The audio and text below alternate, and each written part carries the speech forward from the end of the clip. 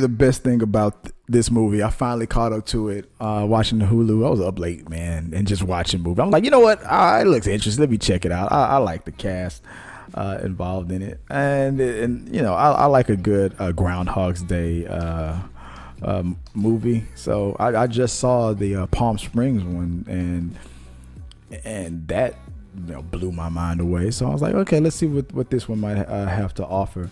And I was not disappointed, man. This was a real kick-ass kind of a movie, man. Going back and forth with this guy, the fact that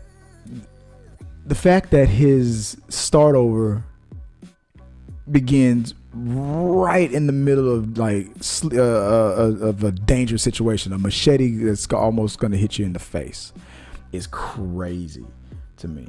So you were in a situation where, and the way that machete was coming, that dude was kind of slicing up to his nose and trying to really, like, if you didn't inch back just a few centimeters, your nose was gonna get lopped. But instantly, going through danger, you coming from a machete fight to a helicopter that's trying to, you know, shoot you up by Gronk. It's crazy. Then you have to jump out of a window to drive away from assassins trying to shoot you with the Hitler gun. Don't this sound crazy?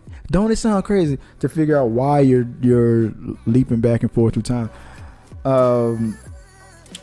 The interesting thing about this movie was this felt to me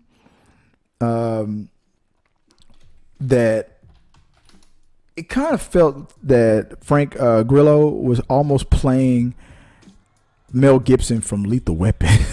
It felt like Mel Gibson was fighting against his younger self from Lethal Weapon. That's what it felt like. And then leading into Naomi Watts, I'll watch anything that she's in because she absolutely blew me away in the Ring movies. I love her from the Ring. I cannot believe Gronk was playing a damn gunner in this. Will Sasso playing Mel Gibson's head of security or bodyguard. That dude has a very intimidating presence. As funny as he is, and nice as he is, the meanest I've ever seen him in was a character that he played in Grey's Anatomy. I think he was like the head of maintenance or something. He was kind of like get out of my face, I'm doing the best I can type. But in this, he was very intimidating. I mean, he's a big dude, so I'm sure he's no. But in this, he really pushed it. And that was a performance. I was like, I want to see more of that from him. That really impressed me. The funniest moments was in the diner scene. Those conversations with Sean McKinney and what was his name? The Cafe Jake, Ken Jeong. That was some for the funniest moments. But the person who stole the show would have to be what's her name? Gonyin, played by Selena Lowe.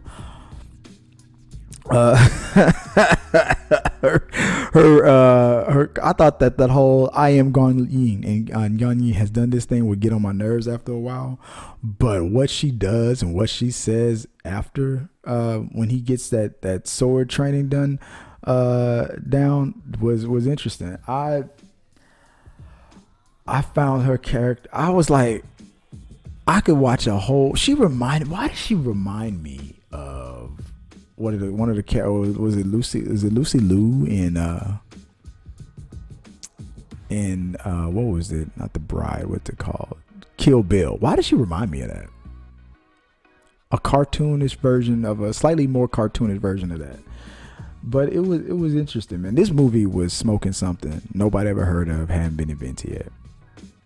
And it was as if you were just high on something on whatever this movie was made of. It was that crazy from beginning to end, and it may have ran longer than it needed to, but it still paced pretty well. and the excitement level. Even though Mel Gibson played the colonel, who was your typical bad guy, very menacing, very with his voice being so his growl and everything. Like it felt like he was fighting himself in the past. That was it. Just the way it went down. The whole way, I thought they were going to go the typical, maybe Mel Gibson was going to have his take advantage of or be stronger than or more skilled than the Roy character, but it wasn't. It was very realistic. I mean, he wasn't a slouch, but he couldn't handle Roy, and that's why Mel Gibson threw as much money and as much strength and power against him as he could. That's why he did all that overkill with the assassins. When that was what made Mel Gibson's character that scary, because when he wants you gone, he sent an army of the top assassins, all with different crazy skill levels, at him. People shooting a helicopter gunner, a dude that likes to just put bombs on people, 2 crazy girls in a minivan with the Hitler guns, and 2 dudes that like to throw rocket launchers at you. Was that Rampage? Who was that other dude that he was with? I mean, the level of people he threw at this one dude was one guy. It was crazy. And then on top of that, he kept throwing people at him with people that he didn't even realize that Roy was interacting with from before the loop started. He threw a lot of money at this one guy to keep him away and kill him, just like that, just keep him away. And it worked. It would have worked too if it wasn't for that meddling time loop. But it was crazy though. The whole movie, like I said, the whole movie will make you feel like you've been smoking something. So, is it worth a shot? Yeah, check it out. If you on Hulu, it reminds me a little bit of that Palm Spring. Imagine Palm Spring and what was that movie? Crank 2, Groundhog's Day, Palm Spring, mixed together, boss level. And it's probably going to be a little bit of like what the new Ryan Reynolds movie that's about to come out. It's going to probably be like that. Free Man. It's probably going to be a little bit like that too. But Boss Level did it real well. I enjoyed it, man. I could see a sequel to this if they could try to figure it out. I could see a sequel to this. These characters, all of it was great. All of it. When he gets to the boss level, that was the best part. It was so quick, but it was so awesome. When because the movie called Boss Level, you think of a video game. It played like that. It's my Infinity Lives or whatever to figure out. And then just like a video game, when you figure out a secret portal, like you can play the game. And you master the stages, master this boss, that boss, to get to the final stage. And then when you do it, then you figure out, oh, I could have jumped into this tube here and just teleport. Like on Super Mario Brothers, there's a moment, kind of, like, wait a second. I've been doing this for this long and I didn't notice this one thing that could have took me here.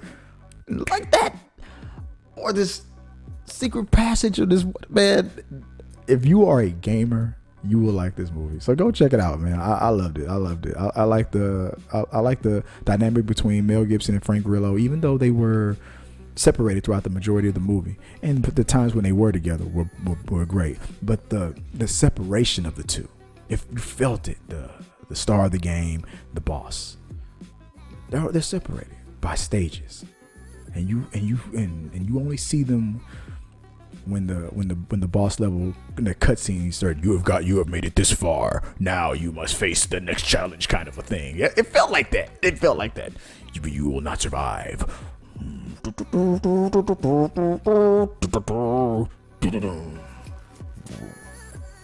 Next stage, kind of a thing. It felt like whoever wrote this movie was playing Sega Genesis and smoking something nobody heard of, hadn't been invented yet. Go check it out. on Hulu, Boss Level. It's amazing, and you will enjoy it. So tell me what you guys think about it. Put in the comments below. Let's talk about it. Maybe we'll talk about it some more on We Got Your Mail. And until next time, guys, hit the like and subscribe button. Appreciate you for supporting the channel. And until next time, peace. If you like what you saw, make sure to subscribe to the channel and please drop a like on this video. It really does help us. Also, don't forget you can turn on notifications so you don't miss a single review, react, why is that trending, or We Got Your Mail.